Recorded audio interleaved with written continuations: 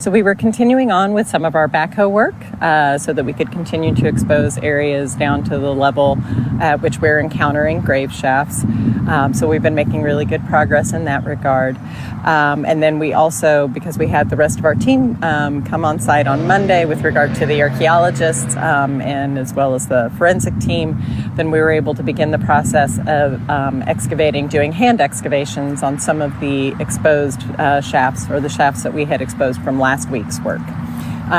So to date, we have now exposed shafts, 22 grave shafts, individual grave shafts that are at about a depth of approximately 4.5 to 5 feet below the modern ground surface.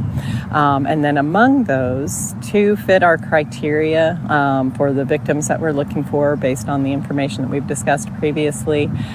So we have 2 adult males, or adults, in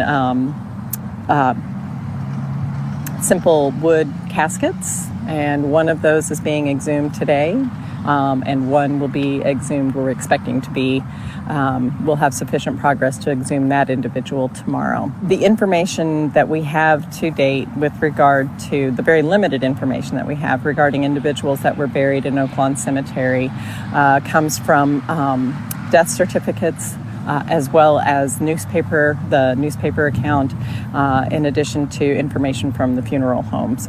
So with that information, we have been able to, that basically suggests that we had a number of adult male individuals that were supposed to be buried in simple wood coffins here in Oaklawn Cemetery in the Black Potter's Field. So that's the information that we're using as our principal kind of discerning criteria.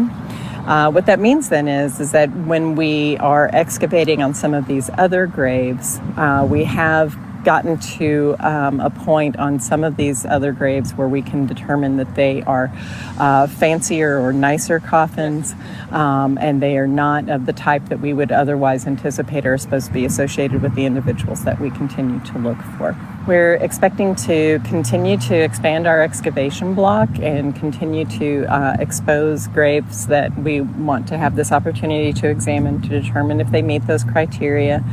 So we'll just be continuing that process, continuing to do the monitored backhoe excavation work, and then getting teams assigned to individual graves to do the finer scale hand excavation on those. So we expect that's largely what we're going to be doing basically for the rest of this week and into next week as well.